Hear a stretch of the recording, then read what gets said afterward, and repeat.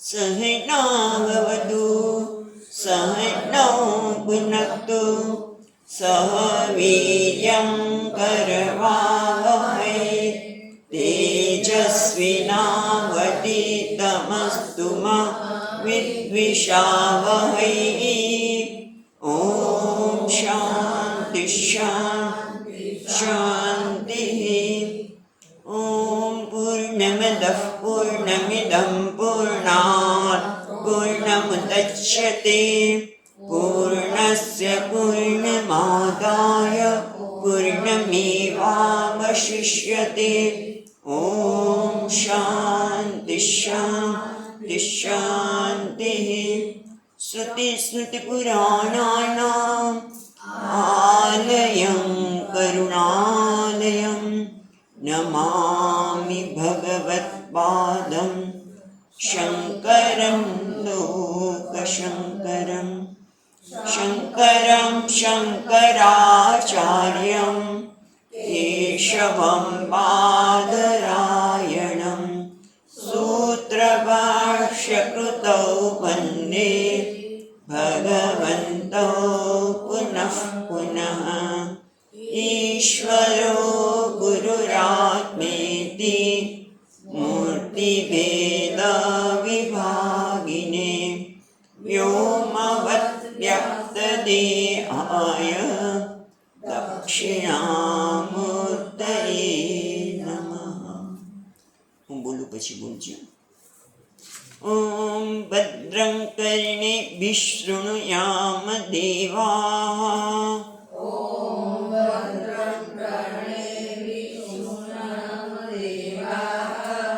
વિસર્ગ જ્યારે વચ્ચે આવે ત્યારે એની પછીનો જે શબ્દ છે એ પ્રમાણે બોલાય છે, તમે ધ્યાન રાખજો. ભદ્રં પશ્યેમાક્ષભિર્યજત્રાઃ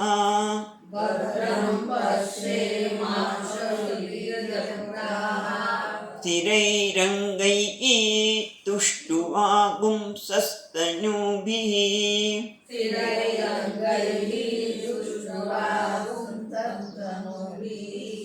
व्यशेम देवहितं यदायुः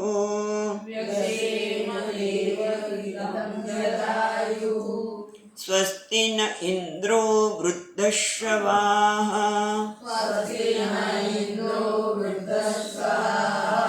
स्वस्ति नः पूषा विश्ववेदाः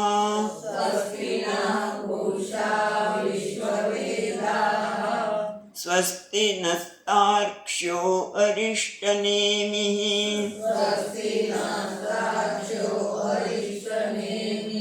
स्वस्ति नो बृहस्पतिर्दधातु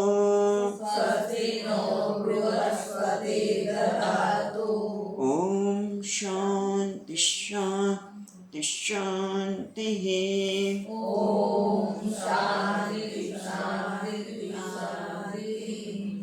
શાંતિ અડધો શંકરનો શ બોલવાનો છે.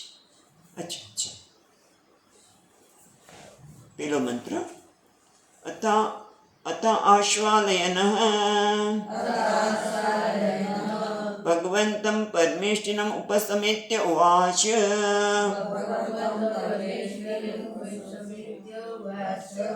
અધિ ભગવો બ્રહ્મ વિદ્યાં વરિષ્ઠાં સદા સદ્વિસેવ્યમાનાં નિગૂઢાં યયા ચિરા સર્વપાપં વ્યપૂય પરાત્પરં પુરુષં યાતિ વિદ્વાન.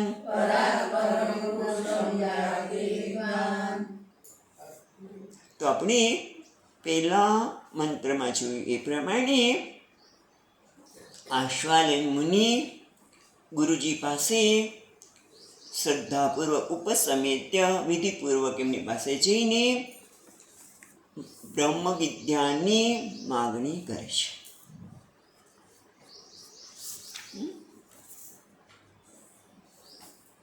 અને આપણે એ પણ જોયું કે એમના દ્વારા જે માગણી કરવામાં આવી કે મને બ્રહ્મ વિદ્યા કેવી છે? સર્વ વિદ્યા વરિષ્ઠામ. અને સદા સદ્ભિ સેવ્યમાનમ, આ જ્ઞાન કેવું છે?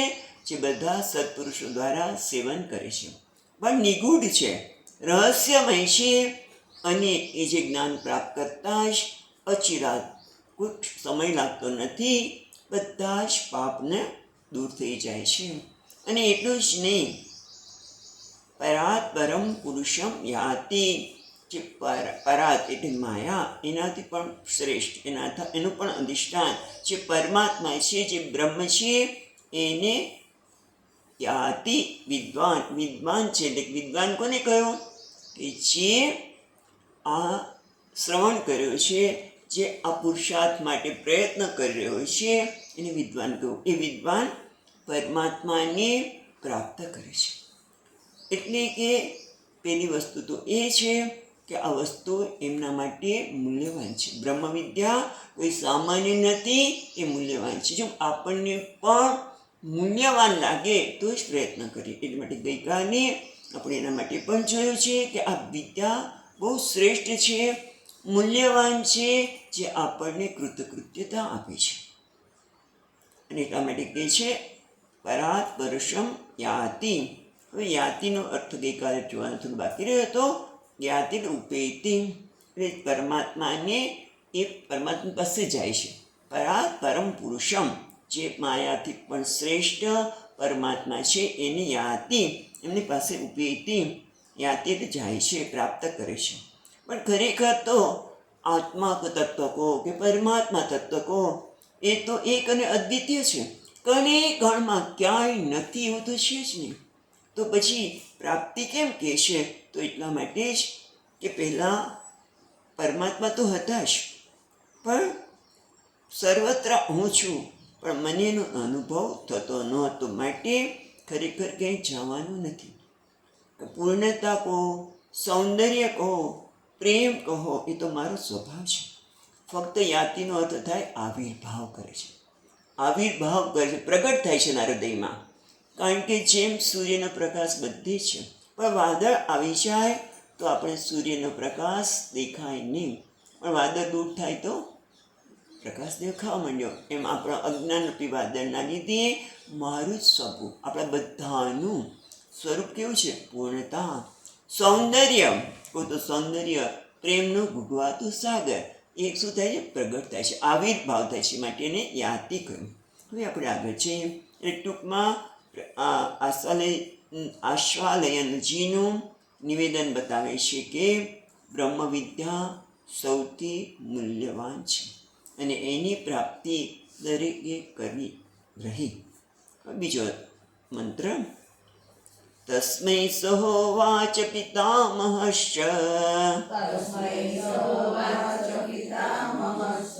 શ્રદ્ધા ભક્તિ ધ્યાન યોગાદવૈઃ.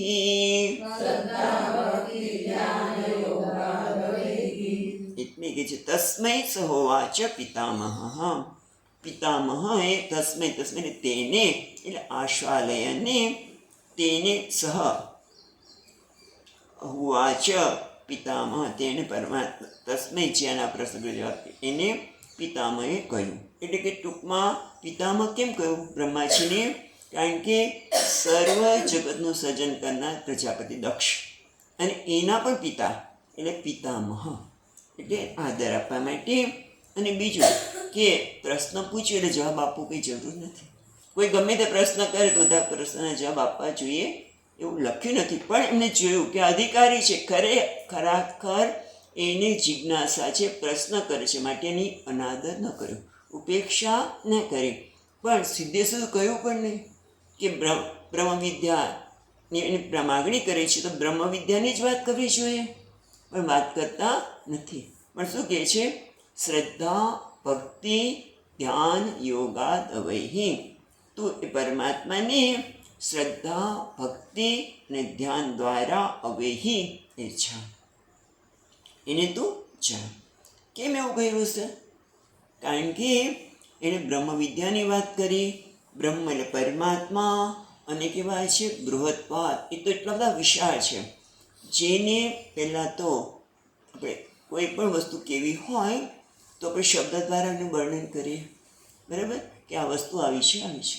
આ ગુલાબ છે તો આપણે ગુલાબ છે એના માટે આપણનો કલર કેવો છે વગેરે કહી શકીએ.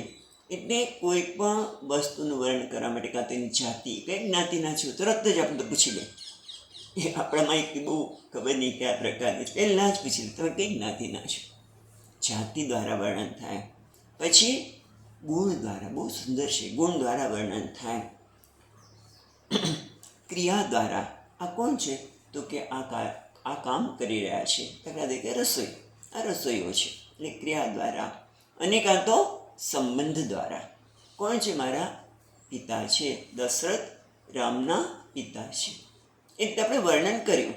પણ પરમાત્મા જે બ્રહ્મ છે એનો જન્મ જ નથી, જાતિ ક્યારે આવે? કારણ કે જ્યારે શિવજીને લગ્ન થઈ રહ્યા છે મા પાર્વતી સાથે, એનું ગોત્રને બધું પૂછે તમારું ગોત્ર શું, પણ જન્મ ક્યારે થયો શિવજીનો તો ગોત્ર આવે. એટલે જેનો જન્મ જ નથી એને કોઈ જાતિ નથી, જન્મ નથી તો જાતિ નથી, તો પછી ગુણ, ક્રિયા કે સંબંધ પણ આવી શકે નહીં. એવા પરમાત્માનું આસ્વાલયનજી પ્રશ્ન કરે છે. તો પછી શબ્દથી તો વર્ણન થાય નહીં, તો પછી એનો અર્થ તમને જ્ઞાન ન થાય તો કે થાય, પણ કઈ રીતે? લક્ષાર્થ દ્વારા, વાચ્યાર્થ દ્વારા નહીં. જેમ કે બહુ સ્પષ્ટ આપણે શાસ્ત્રમાં આ બહુ જાણીતું છે, શાખા ચંદ્ર ન્યાય દ્વારા, લક્ષ્યાર્થ દ્વારા અથવા તો શાખા ચંદ્ર ન્યાય દ્વારા. આપણે ત્યાં આ પદ્ધતિ નથી, પણ સાઉથમાં લગ્ન થાય ત્યારે વરઘોડિયાને જે ચંદ્રમા હોય ને એકદમ બીચનો ચંદ્રમા, એના દર્શન કરવાના હોય. એટલે દેખાય તો નહીં, એટલે પેલા કે જો પેલું ઝાડ દેખાય છે, એટલે દ્રષ્ટિ ક્યાંથી? બધા જગતના પદાર્થોમાંથી ઓલી દ્રષ્ટિ બદલી લીધી અને ઝાડ તરફ કરી. અચ્છા, ઝાડમાંથી પેલું ડાળી દેખાય છે, જો ડાળીમાં થોડી આવી ડાળી જાય છે તે, હા, એ ડાળીની પર ધ્યાન કેન્દ્રિત કર. પછી જરાક ઉપર જો દેખાય છે, હા, શું કર્યું? એક વસ્તુને છોડતા લક્ષાર્થ દ્વારા, એક વસ્તુને છોડતા લક્ષાર્થ દ્વારા ચંદ્રનું દર્શન કર્યું. એમાં આ પરમાત્મા અતિ સૂક્ષ્મ છે.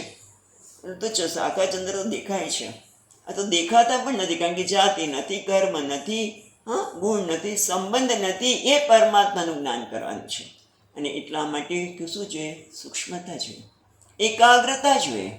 અને એટલા માટે પહેલાં જ્ઞાન આપતા પહેલાં એને તૈયાર કરે છે. જેમ આજે આપણે ધ્યાનમાં પણ એ તૈયારી કરી, એ રીતે અહીંયા પણ શ્રદ્ધા ભક્તિ ધ્યાન યોગાત અવૈહિ.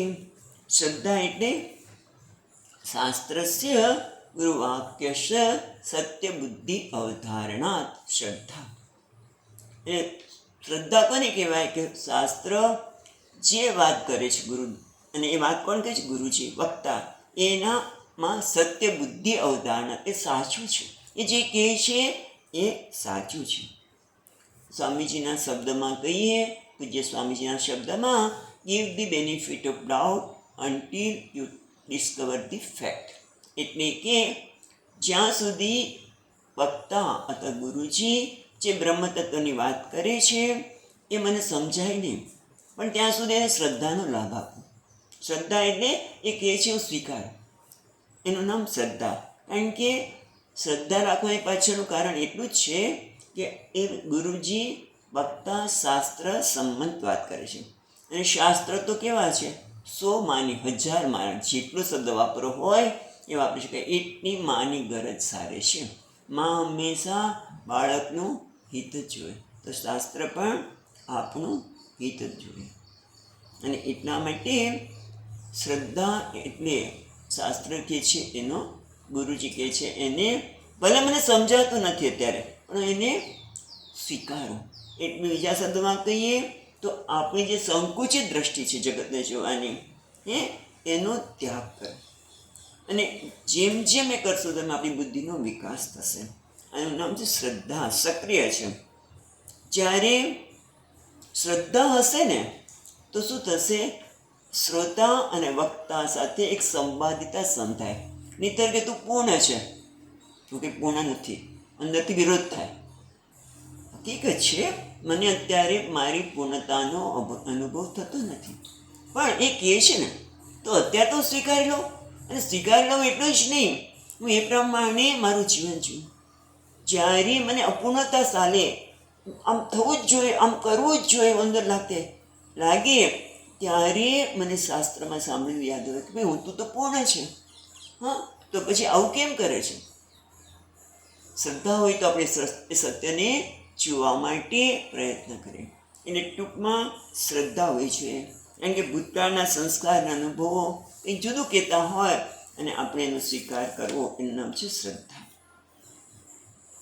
એટલે ટૂંકમાં વિવેકપૂર્વક, શ્રદ્ધા એટલે વિવેકપૂર્વક આપણી માન્યતાને ત્યાગ કરવાની તૈયારી, અને શાસ્ત્ર ગુરુ વાક્યને, ઈશ્વરના વાક્યને સ્વીકારવાની તૈયારી, એનું નામ છે શ્રદ્ધા.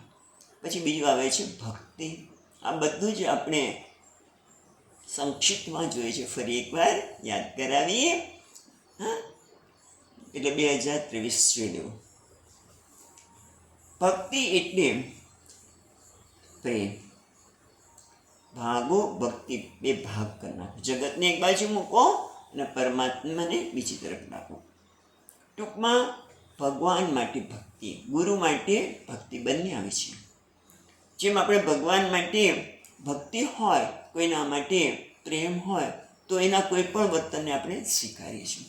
અહીંયા તો ભક્તિ એટલે ભગવાન ગમે તે મુશ્કેલીમાં આવે પણ એ મારું ધ્યાન રાખવાનું છે, એવી એક શ્રદ્ધા છે. ભલે આપણે ગમે તેવી મુશ્કેલીમાં હોય પણ શ્રદ્ધાના ભગવાન મારી સાથે છે, ગોડ ઇઝ વિથ મી, એવું લખનાર ઘણા લોકો કહેતા હોય કે ભગવાન મારી સાથે છે, એટલે મારે કોઈ ચિંતા કરવાની જરૂર નથી. અને એ જ રીતે એટલે ભગવાન સાથે છે, એટલે ભગવાન પર મને પૂર્ણ વિશ્વાસ છે. સમજીએ કે એમ પ્રમાણે આપણે જન્મ્યા ત્યારથી કોઈક એવી શોધમાં છે કે જેના પર પૂર્ણ વિશ્વાસ મૂકીશું. પૂર્ણ વિશ્વાસ આપણે કોઈના પર મૂકીએ અને પછી એમાંથી વિશ્વાસ ડગી જાય, પણ પરમાત્મા કેવા છે? પૂર્ણ વિશ્વસનીય છે. અને એ જ રીતે ગુરુજી પણ.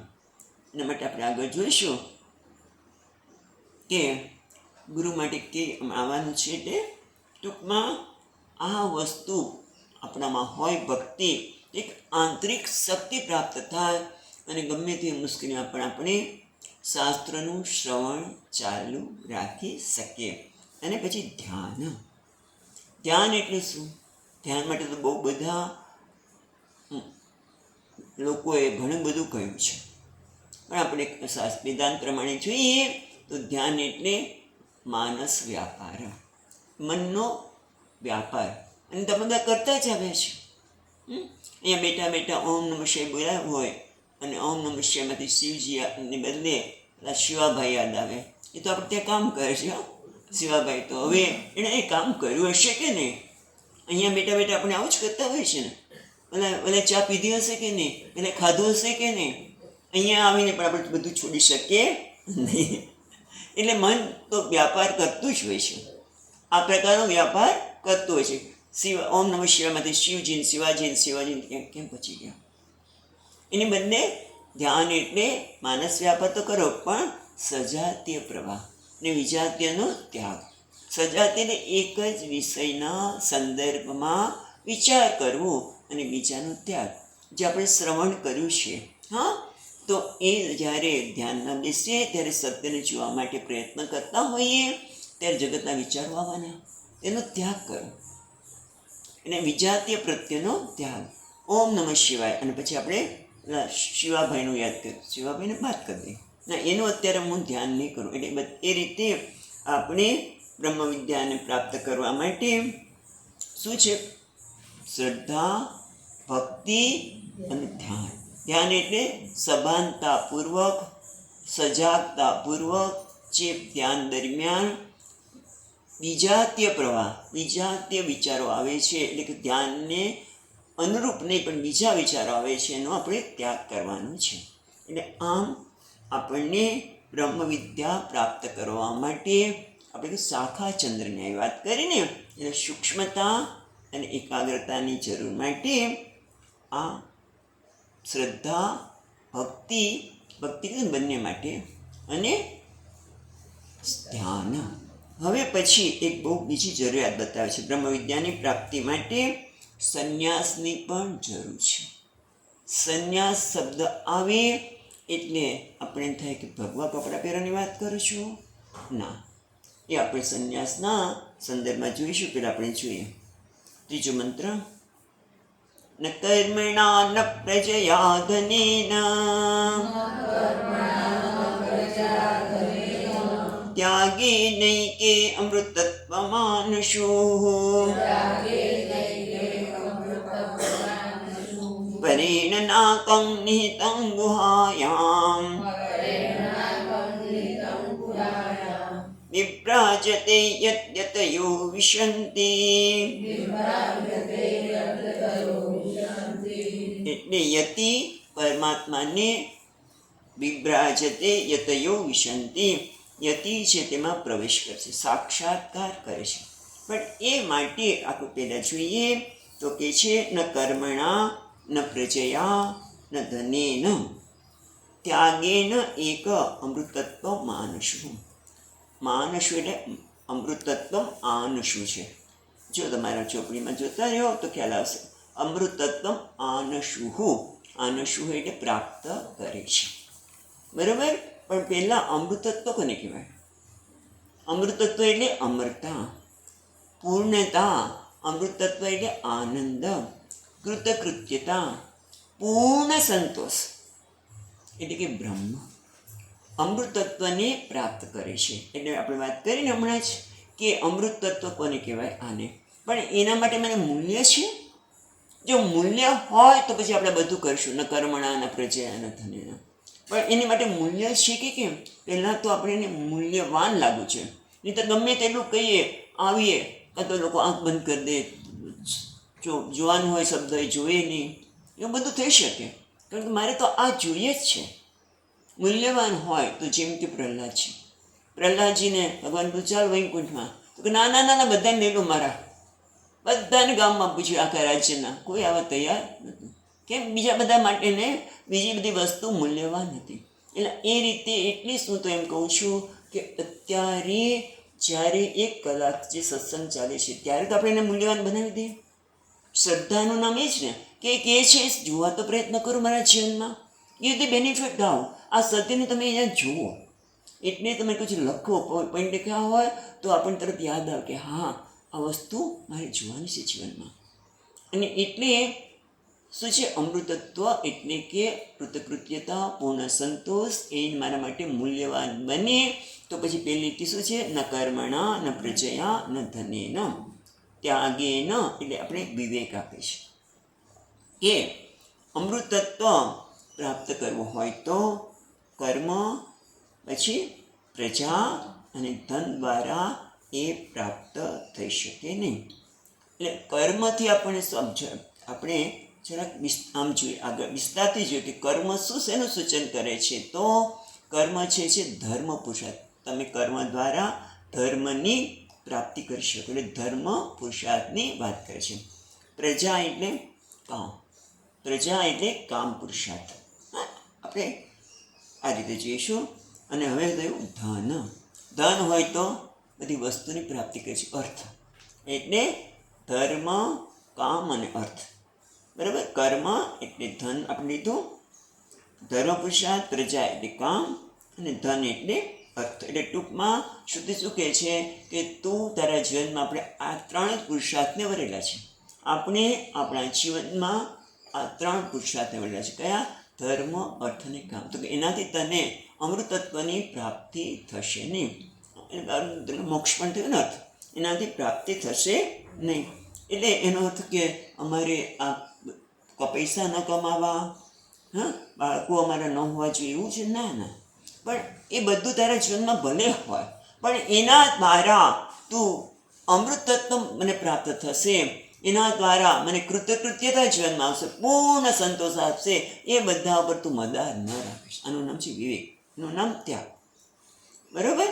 કે ભલે તમારે એના માટે પ્રયત્ન કરો, પણ તમે વિચારો કે જીવનમાં ગમે તેટલું મેળવું તો મને એનાથી સંતોષ થાય છે. રાવણ અને હિરણ્યકશિપુ બધા રાક્ષસો જો ને હું ત્રૈલોકી વિજય બની છું, પણ બધું જ મળ્યું તો ક્યારે સંતોષ થયો?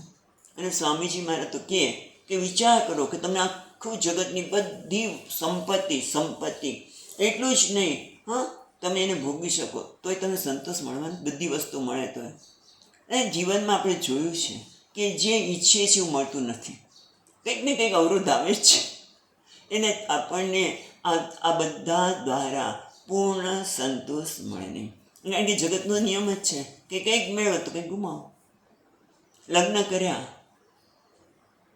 અને એનાથી સંસારનું સુખ મળ્યું, કોઈની લાગણી મળી, બધું મળ્યું, પણ જે સ્વતંત્રતા હતી તો ગુમી ગઈ. એટલે ટૂંકમાં કંઈ પણ જગતમાં મેળવી કંઈક ગુમાવવાનું છે. દરેક પ્રાપ્તિમાં કંઈક ગુમાવવાનું રહે છે. માટે આ સમજણ, ગેરલાભ, ડર આ બધું રહેલું છે. માટે આ પ્રકારનો વિવેક ન કર્મણા ન પ્રજયા ન ધનેન. એથી જરાક આગળ જોઈએ. જ્યારે આપણે કહ્યું ધર્મ, અર્થ અને કામ પુરુષાર્થ દ્વારા અમૃત તત્વની પ્રાપ્તિ થાય નહીં. હવે જો અર્થને આ રીતે જોઈએ તો અર્થ એટલે કે ધન સંપત્તિ પ્રાપ્ત કરવી. શેના માટે કરું છું? આ શરીર માટે. ધનની એટલે આપણે ધનની પ્રાપ્તિ કરીએ, અર્થ પુરુષાર્થની અર્થની પ્રાપ્તિ કરવી છે મારે, તો એ માટે શેના સાથે સંકળાય? શરીર સાથે. કામ છે ભોગ વિલાસ, એ મન સાથે, મનોરંજન એટલે મન સાથે સંકળાયેલું છે. અને ધર્મ એટલે ધર્મ કરીએ તો આપણી કીર્તિ થાય, યશ પ્રાપ્ત થાય, પુણ્ય પ્રાપ્ત થાય, એ છે બુદ્ધિ સાથે. એટલે શું કહે છે શાસ્ત્ર કે જ્યાં સુધી આ શરીર, મન અને બુદ્ધિની સાથે તું જોડાયેલો હોઈશ, અહંકાર એની ચિંતન કરતો હશે, ત્યાં સુધી અમૃત તત્વની પ્રાપ્તિ થઈ શકે નહીં. ન કર્મણા ન પ્રજયા ન ધને. એટલે આ શરીર, મન અને બુદ્ધિની અવસ્થામાં કંઈ ફેરફાર કરી કંઈક મેળવીએ તો પણ એનાથી તને કશું મળશે નહીં. કારણ કે શરીર તો મર્ત્ય જ છે અને કાયમ રહેવાનું નથી. છતાં આપણી ઈચ્છા તો સહજ છે, પણ એ ઈચ્છા સહજ છે ક્યારે મળે? કે જ્યારે હું જ્ઞાન પ્રાપ્ત કરું. એટલે આમ જોવા જઈએ તો આપણી ઝંખના જે છે પરમાત્માને પ્રાપ્ત કરવાની, પૂર્ણતાને પ્રાપ્ત કરવાની, એ શરીર ક્યારે હંમેશા પૂર્ણ રહેવાનું નથી. એમાં કેટલી ખામી છે અને એ કાયમ રહેવાનું પણ નથી. એટલે ટૂંકમાં ન કર્મણા ન પ્રજયા ધને. એટલે આ અમૃત તત્વ એટલે જે શરીરને ટકાવવા માટેનો પ્રયત્ન, મન દ્વારા સુખનો ભોગ પ્રાપ્ત કરવાનો પ્રયત્ન, બુદ્ધિ દ્વારા અહંકારને પોષવાનો, આનાથી ક્યારેય તને અમૃતત્વ પ્રાપ્ત થશે નહીં. પણ તું જે ઝંકી રહ્યો છે તો તારો સ્વભાવ છે. અને એટલા માટે કહે છે કે ન કર્મણા ન પ્રજયા. આપણે એક પ્રશ્ન થાય બધાને કે સ્વામીજી તમે સુખ કહો છો કે સુખ મનમાં તમે પ્રાપ્ત અમે કરીએ છીએ ને, સુખ જ્યારે કોઈની સાથે મળીએ ત્યારે મને સુખ થાય છે, આનંદ થાય છે, તો અહીંયા આ નથી?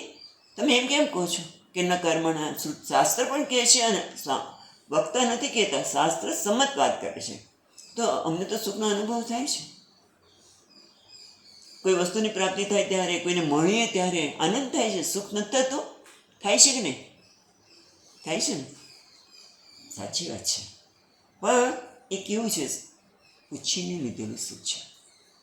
જેમ સ્વામીજી હંમેશા વાત કરે કે એક મિત્રો ભેગા થાય ને સોલ્જરી કરે, એકબીજાને નાસ્તો કરાવે. હા, પણ એક મિત્ર કોઈને નાસ્તો કરાવે છે. બધા કે આ તો કાળું કંજૂસ છે, કોઈને નાસ્તો કરાવતો જ નથી, માટે આપણે એની પાસે નાસ્તો કરવો જ છે. એટલે પગારનો દિવસ આવ્યો, પેલા મિત્રના ખબર ન પડી, એના જ ખીચામાંથી પૈસાનું પાકીટ હતું, લઈ લીધું. પછી કે ચાલો આજે આપણે પાર્ટી કરીએ. પછી બધા પાર્ટી કરવા ગયા. પછી બધાને તમારે આજે જે જોતો એ ખાજો, તમારે જે ગમતો એ ઓર્ડર આપો.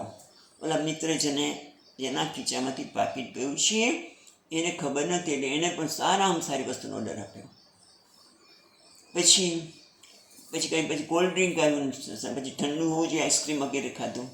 પછી હવે પરંતુ આટલું આ કોઈ વ્યક્તિ કરી રહી છે તો મારે પાન તો ખવડાવવું પડે કેમ. એટલે બધો જેના ખીચામાંથી પૈસા કોઈ મિત્રે લીધા છે એ કહે છે કે પેલા ભાઈ કહે છે કે ચાલો આજે હું પાન ખવડાવું. અને જ્યાં ખીચામાં હાથ નાખવા જાય પાકીટ મળ્યું નહીં. કેમ? અત્યાર સુધી આનંદ મેળવ્યો તો કોનો હતો? પોતાના જ પૈસાનો હતો. હા, છતાં એને ખબર હતી નહીં. એમ શાસ્ત્ર કહે છે કે આપણને જે કંઈ આનંદ મળે છે, ખાઈએ, કોઈને મળીએ, કંઈ પણ કરી તમે જોજો ત્યારે આનંદ કોનો હોય છે? આપણે માનીએ છીએ કે વસ્તુમાંથી મળે છે, વ્યક્તિમાંથી મળે છે, પણ ત્યારે આપણું મન શાંત થઈ ગયું હોય છે અને ત્યારે આપણો જે આનંદ આત્મા એટલે સચ્ચિત આનંદ, એ આપણો સ્વભાવ છે, આપણે એ આનંદ પ્રગટ થાય છે. ખ્યાલ આવે છે? આનંદ પ્રગટ થાય છે, પણ એ વિવેક હોતો નથી. અને એટલા માટે આ વિવેકની જરૂર છે. તો વૈરાગ્ય ત્યાગે ન એકે અમૃતત્વ માનસો, ત્યાગથી જ અમૃતત્વની પ્રાપ્તિ થાય. એટલે કે જેમ જેમ મને સમજણ પડે, જેમ આપણે વાર્તા સાંભળી છે, જરા ટૂંકાણમાં કહીએ કે એક વ્યક્તિ વટે માર્ગો હતો. એ જતો હતો અને એને રસ્તામાં તરસ લાગી, તળાવ જોયું. એટલે તળાવ ખૂબે ખૂબે પાણી પીવા માટે ગયો. તો નીચે એને હાર જોયો. હા, પાણી ભૂલાઈ ગયું. સોના મોટો સરસ મજાનો હાર છે એ લેવા માટે પ્રયત્ન કર્યો, ખૂબ પ્રયત્ન કર્યો. પાણી અંદર પોતે અંદર ડૂબકી મારી, પણ હાર આવે નહીં હાથમાં. એમાં થાકી ગયો, આમ પડી ગયો. તો ઉપર હાર હતો, ઝાડ ઉપર. આનંદ ઓકે. ને શું થયું? હવે તમે જુઓ, એને ત્યાગ કર્યો. કયો ત્યાગ કર્યો? અને ત્યાગ કરવાથી શું પ્રાપ્ત થયું? એક તો હાર ઝાડ ઉપર છે એટલે દિશા સૂચન થયું. બીજું, હવે હાર માટેનો શ્રમ હતો એ જતો રહ્યો. થાકી શ્રમ હતો એ જતો રહ્યો. શ્રમ કરવાની એને આવશ્યકતા નથી, જે ડૂબકી માર્યા કરતો. એમ જ્યારે મને ખબર પડે કે ન કર્મણા ન પ્રજયા ધનેનમ, એટલે કે આ બધામાંથી તને પરમાત્માની પ્રાપ્તિ, અમૃતત્વની પ્રાપ્તિ થશે. એટલે દિશા સૂચન થયું. ભાઈ હવે આની પાછળ બહુ દોડવાની જરૂર નથી. અને બીજું શું થયું? આપણો શ્રમ અટકી ગયો. તો શ્રમ આપણે બીજે કરી શકીએ. એને ન ત્યાગે ન અમૃતત્વ આનસુ. પણ કેમ? હવે જ્યારે મને દિશા સૂચન થયું કે ભાઈ અહીંયા જવાની જરૂર નથી અને તારે ખોટો શ્રમ આમાં સમય અને શ્રમની વ્યતીત કરવાની જરૂર નથી. તો કેમ કરવાની જરૂર છે? ખાલી જોવાનું છે. પરેણ નાકમ નિહિતમ ગુહાયામ વિભ્રાજતે યત યતયઃ વિશંતિ. એટલે પરેણ નાકમ, નાકમ એટલે જ પહેલાં તો કમ એટલે સુખમ અને અકમ, નામાંથી ન એક બાજુ રાખે, ન અકમ એટલે કમ એટલે સુખ, અકમ એટલે દુઃખ થયું ને. ક એટલે સુખ અને અ એટલે સુખ નથી તે એટલે દુઃખ. અને પછી શું છે પાછું? ન એટલે જ્યાં કોઈ દુઃખ છે જ નહીં. હા, કારણ કે એટલા માટે કહે છે ન અકમ, કારણ કે સ્વર્ગમાં સુખ તો છે, આનંદ છે જઈએ તો કોઈ લોકમાં, પણ પાછું આવવું પડે. પણ આ એક એવું છે કે જ્યાં સુખમાં કહેવાય ને હંમેશા રહેવાળું, નાકમ તો હંમેશા રહેવાળું સુખ છે. અને એ ક્યાં છે? એ છે તું ધર્મ અને અર્થ દ્વારા કે કામ દ્વારા પ્રયત્ન કરીશ, શરીર અને મન અને બુદ્ધિ દ્વારા તો એને પ્રયત્ન કરીશ તો નહીં મળે. પણ ક્યારે મળશે? તારા જ પરીણ નાકમ નિહિતમ ગુહાયામ, નિહિત એને છુપાયેલું છે, ગુહાયામ ગુફામાં. કઈ ગુફામાં? પછી હિમાલય જવાનું? કોઈ અહીંયા જગ્યા છે ત્યાં? તો કે ના, આનો ગુહાયામ એટલે બુદ્ધિ ગુફામાં, બુદ્ધિરૂપી ગુફામાં. અત્યારે ગુફા એટલે શબ્દ એટલા માટે વાપરે છે કે ગુફામાં આપણે બહારથી જોઈએ ને તો કે દેખાય નહીં, અંધકાર દેખાય. અંદર શું પડ્યું છે કે દેખાય નહીં. એમાં અત્યારે બુદ્ધિ ગુફામાં પણ એ આત્મતત્વ, પરમાત્મા તત્વ રહેલું છે, પણ મને દેખાતું નથી. માટે બુદ્ધિ ગુહાયામ નિહિત, એ નિહિત થયેલું છે. પણ યતયઃ શું કહે છે? વિભ્રાજતે યત યતયો વિશંતિ. એ યતિ છે એટલે કે જે સાધક છે, જે મુમુક્ષુ છે. બીજા શબ્દોમાં સાંભળીએ કહીએ કે જેણે હવે કર્મણા પ્રજયા બધા દ્વારા શું છે?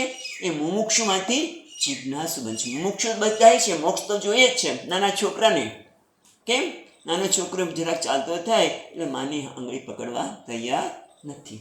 પણ એટલે મોક્ષમાંથી હવે જિજ્ઞાસુ બન્યો છે કે મારી જે જોઈએ છે તે અમૃતત્વ એ આ અધર્મ અર્થ કામમાંથી મળવાનું નથી. એટલે માટે એનો પરિશ્રમ છોડીને જ્યાં છે ત્યાં પ્રયત્ન કરું. તો એ ક્યાં છે? નિહિતમ ગુહાયામ, આપણી બુદ્ધિ ગુફામાં જ રહે છે. ક્યાં? હું રીતે પ્રકાશે છે. શું છે? વિભ્રાજતે એટલે પ્રકાશી રહ્યો છે ને હું રીતે પ્રકાશિત તો રહ્યો છે, પણ એ હું અત્યારે મને દીન, હીન, અલ્પ લાગે છે. પણ જ્યારે એનો કેવી રીતે કરવાનું બધું આવવાનું જ છે. પણ અત્યારે તો એટલું જ છે કે આ જે હું છે એ જે પ્રકાશી રહ્યો છે એ કેવો છે? પૂર્ણ છે. એવું પેલો યતયઃ પૂર્ણ છે, અકર્તા છે, સૌંદર્યવાન છે, જે શબ્દ લેવો હોય તે લઈએ. પણ એ રીતે એ પ્રકાશીને જોઈ રહ્યો છે. યતયઃ વિશંતિ. વિશંતિનો અર્થ શું છે? જુઓ તમારી ચોપડીમાં, એ જરા સાથે રહેવાય. પ્રવેશ કરે છે. એટલે પ્રવેશ કરે છે એટલે સાક્ષાત્કાર કરે છે. અંદર પાછું પ્રવેશવાનું તો છે જ નહીં, સાક્ષાત્કાર કરે છે. એટલે કે સાક્ષાત એને આત્માને જેવું છે તેવું જોવે છે. અત્યારે આત્માને જોઈએ છે પણ આપણે જેવો છે તેવો જોતા નથી. દિનહીન એવું માનીએ છીએ. પણ એ તો કેવો છે? પૂર્ણ છે, અકર્તા છે. એ રીતે એને જોવે છે. એને વિશેષ રીતે જોવે છે. આપણે જોઈશું. હા, એટલે ટેકમાં એક આ વાત કરી. હવે આ યતયસ વિસંતિ યતિ છે એ એમાં પ્રવેશ કરતો. યતિ કેવો છે એ આપણને ચોથા શ્લોકમાં કહે છે. ચોથો મંત્ર, શ્લોકની મંત્ર, ઉપનિષદના મંત્ર શબ્દો હોય છે. વેદાંત વિજ્ઞાન સુનિશ્ચિતાર્થા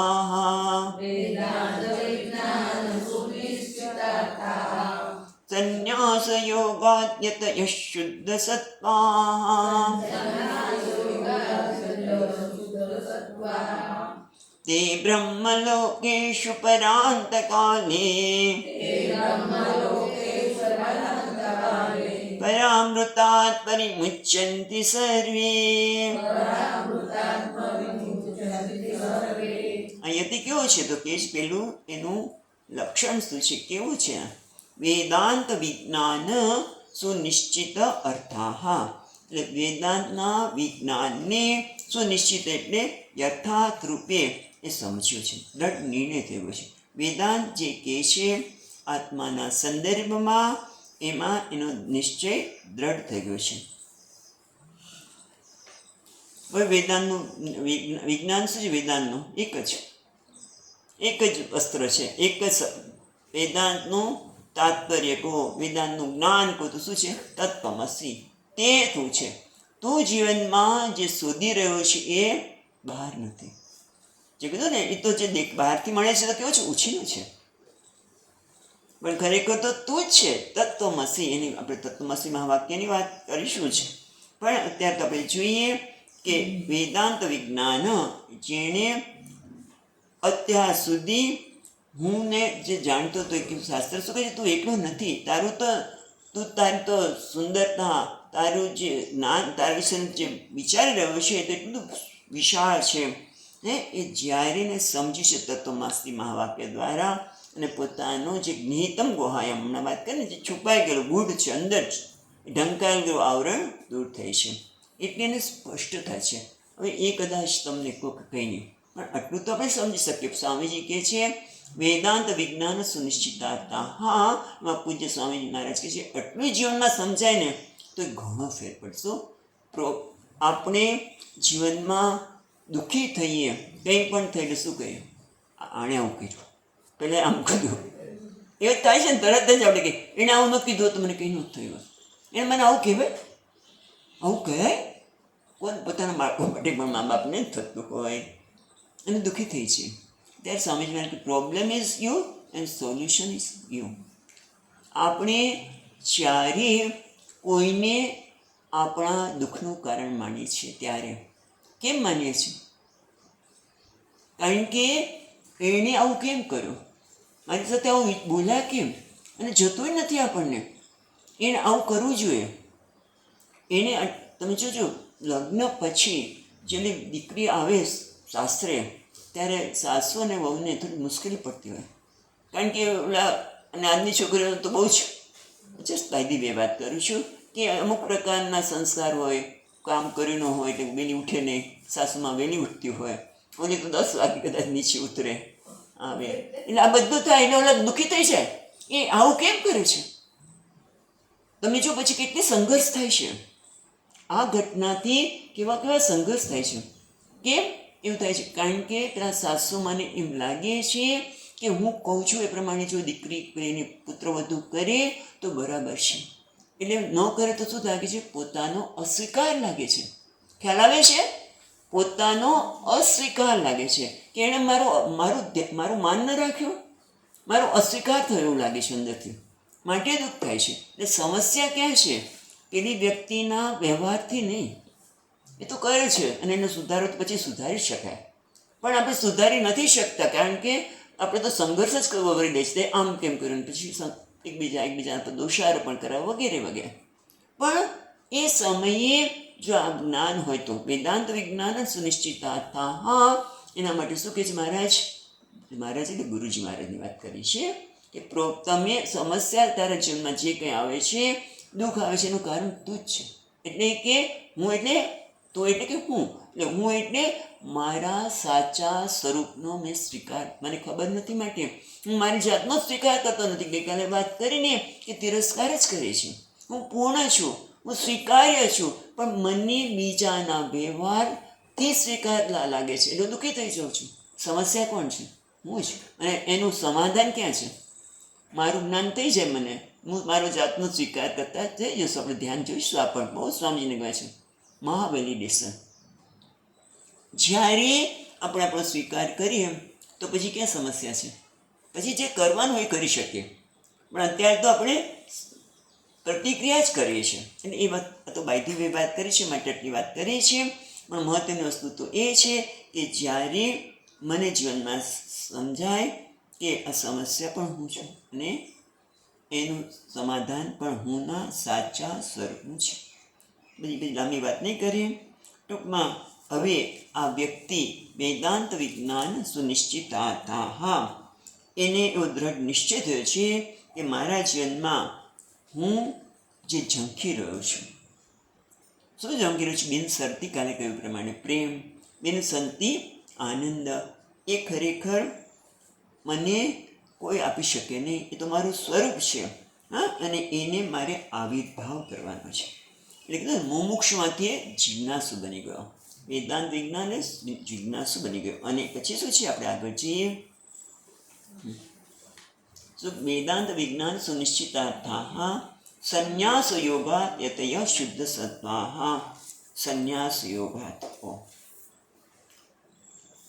સંન્યાસ યોગથી, અને પછી કહ્યું શુદ્ધ સત્વા, એ શુદ્ધ સત્વ પછી શબ્દ પછી જોઈએ. પહેલા તો સંન્યાસ યોગાત.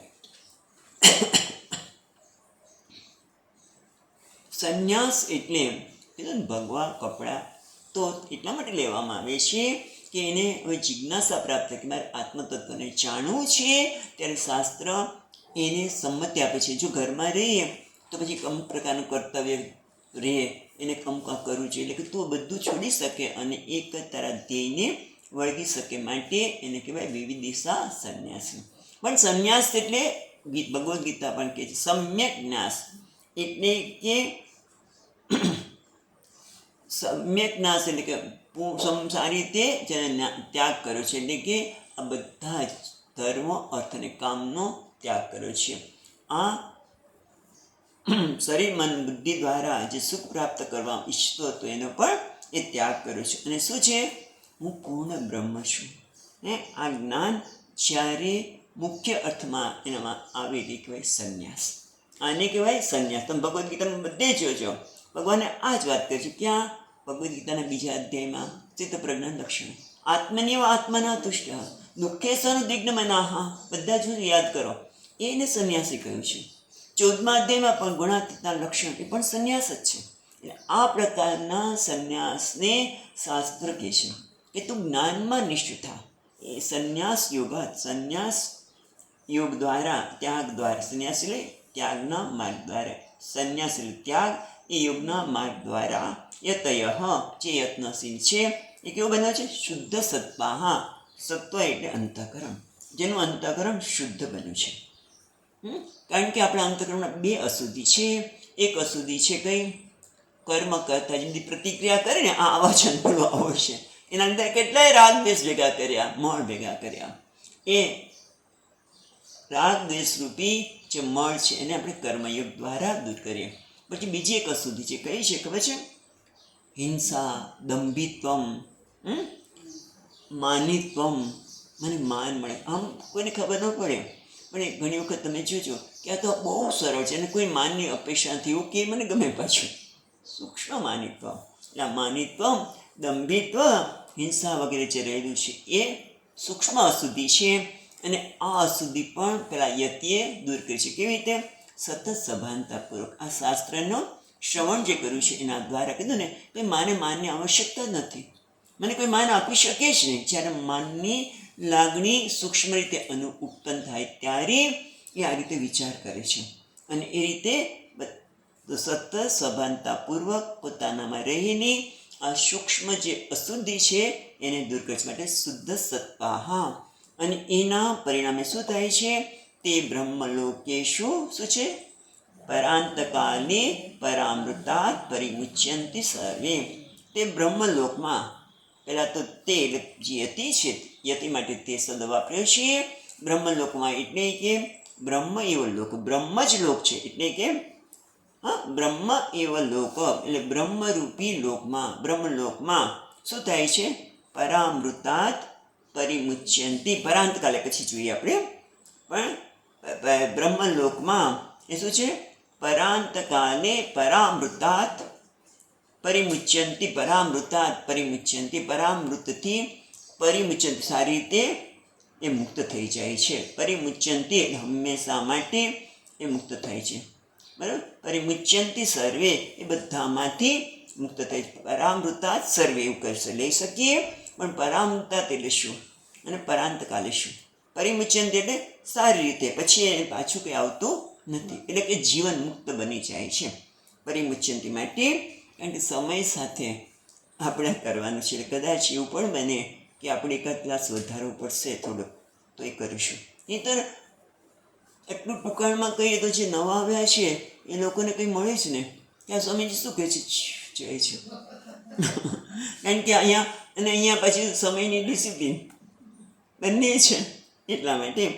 અને પછી જ્યારે આપણે ન્યાય ન આપી શકીએ, સંક્ષેપમાં કહેવા જઈએ તો વ્યક્તિને મળે નહીં જેના માટે અહીંયા લોકો આવ્યા છો તમે. એટલે આપણે જોઈએ બ્રહ્મલોકમાં એ નિવાસ કરે છે, એટલે કે પોતે બ્રહ્મ એવ જ લોક, પોતાનામાં જ અને બ્રહ્મલોકમાં નિવાસ કરવાથી પરિમુચ્યંતિ, સર્વ રીતે મુક્ત થાય. શેનાથી? પરામૃતાત, પર અમૃતાત. પર એટલે આપણે જોઈએ ને પરાત પરમ, આગળ પણ જોયું. પર એટલે માયા, પર એટલે માયા. માયાને અમૃત કહે છે. કેમ? કારણ કે માયા શું છે? એ જગતનું કારણ છે, જગતનું કારણ છે. એટલે જગત કાર્ય છે, માયા એક કારણ છે. એ કેવી જ માયાજી આપણે જોયા નથી, અવ્યક્ત છે. બરાબર ને? અવ્યક્ત છે અને જેને જોયા નથી, જે દ્રષ્ટિગોચર નથી, પણ એ હંમેશા રહે છે માટે અમૃત. અમૃત એટલે કે જેનો નાશ ન થાય એ અમૃત. એટલે પરામૃતા એટલે શું? માયા એ કેવું છે? પરામૃત એટલે અમૃત છે. માયા જ અમૃત છે. હા, એ જે અમૃત એટલે જેનો નાશ ન થાય તે, અને એનાથી મુક્ત થાય છે. એટલે શું? આમ તો જોવા જઈએ તો અમૃત છે, પછી એમાંથી મુક્ત કંઈ થવાનું? પણ જ્ઞાન થાય ત્યારે આ માયાના લીધે, માયાના કાર્યને લીધે કેટલી બધી મુશ્કેલી થાય છે. જ્યાં સુધી આ જે અવ્યક્ત છે, જગતમાંથી પ્રગટ થયેલા છે, એ માયા જ ના પ્રભાવમાં આવીને એના પ્રભાવમાં આવીને આપણે કેટલા બધા સંઘર્ષ ઉત્પન્ન કર્યા. હમણાં બધી વાત કરી, એ બધા સંઘર્ષોમાંથી મુક્ત થાય છે. પરામૃતાત પરિમુચ્યતે એટલે માયા, એટલે એનો શું થયો કે માયા અમૃત સ્વરૂપ છે, એનો નાશ ન થાય, પણ જ્ઞાનથી એનો નાશ થાય. અને જે મારું સ્વરૂપરૂપી અમૃત છે, જે અમૃત એટલે આનંદ, જેનો ક્યારેય નાશ ન થાય, જે બિન સત્ય આનંદ છે, એને પ્રાપ્ત કરશું. થયું ને? પરામૃતતા જ્યારે જ્ઞાન થાય ત્યારે આ માયારૂપી અમૃત તો છે, પણ એના કારણે જે જીવનમાં અનેક સંઘર્ષો, અનેક દોષારોપણો, બરાબર? દોષારોપણ શબ્દ થયો ને, જે બધું કરીએ છીએ એમાંથી માણસ સદાના માટે મુક્ત થાય છે. અને પછી એનો કેવો આવે છે? પરાંતકાલ. પરાંતકાલ એટલે શ્રેષ્ઠ અંતકાલ. અંતકાલ બે છે. એક તો આજે શરીર શાંત થાય ત્યારે એનું મરણ કહીએ, અને પછી અનેક બધી ઈચ્છાઓ હોય છે, એને નવો જન્મ લેવો પડે. જ્યાં પછી મનુષ્ય મળે કે પછી જીવ મળે, પણ નવો જન્મ લેવો પડે છે, એને અંતકાલ કહેવાય. પણ પરાંતકાલ એટલે કે જેનો કાળ હંમેશા અંતકાળ આવી ગયો છે, એટલે કે હવે ફરીવાર જન્મ લેવાનો નથી. કેમ નથી લેવાનો? કારણ કે એને કોઈ ઈચ્છા જ રહી નથી. એને કોઈ હવે ઈચ્છા જ નથી રહી. કારણ કે પોતાની ઈચ્છા કેમ નથી રહી? કારણ કે પોતાના સ્વરૂપને જાણ્યું છે, પોતે પૂર્ણ છે. અપૂર્ણતા હોય તે ઈચ્છા હોય, પણ જે અપૂર્ણતા ચાલતી જ નથી, ઉણપ ચાલતો જ નથી, ત્યાં શું હોય? ઈચ્છા હોય નહીં. જ્યારે ઈચ્છા ન હોય તો ઈચ્છા ક્યાં રહે છે? સૂક્ષ્મ શરીરમાં, મનમાં રહે છે ને ઈચ્છા બધી. પણ એ સૂક્ષ્મ શરીરમાં ઈચ્છા જ નથી રહી તો શું થાય છે? જેમ આ શરીર છૂટે ત્યારે પંચમહાભૂતમાં આપણે વિલીન કરી દઈએ છીએ. ગંગાજી કે નર્મદામાં પધરાવે સંન્યાસીનો કે અગ્નિ સંસ્કાર આપે, પંચમાં વિલીન થયો. પણ સૂક્ષ્મ શરીર તો રહે છે, એના લીધે નવો જન્મ લેવો પડે. પણ આ સંન્યાસીનું સૂક્ષ્મ શરીર પણ એના ઘટકોમાં લીન થઈ જાય છે. જેમ નદી સમુદ્રને મળીને એક થઈ જાય છે, તેમ આનું વ્યક્તિત્વ જ્ઞાનના દ્વારે દરેક જે જ્ઞાન પ્રાપ્ત કરે છે ત્યારે એનું વ્યક્તિત્વ કેવું બની જાય છે? પરમાત્મા સાથે એક બની જાય છે. જેમ નદી સમુદ્રને મળી જાય છે, બરાબર. પછી બીજું, એને પોતાનું અસ્તિત્વ ગંગા યમુના રહેતા નથી, એમાં આ વ્યક્તિનું અસ્તિત્વ રહેતું નથી. એટલે ટૂંકમાં આ વ્યક્તિ છે પરામૃતાત પરિમુચ્યતિ, એટલે સર્વ રીતે અમૃત એ મુક્ત થઈ જાય છે. પર એટલે માયા રૂપી અમૃતથી પણ એ મુક્ત થઈ જાય છે. એટલે ખરેખર શું થાય છે એ આપણે જરા જોઈએ.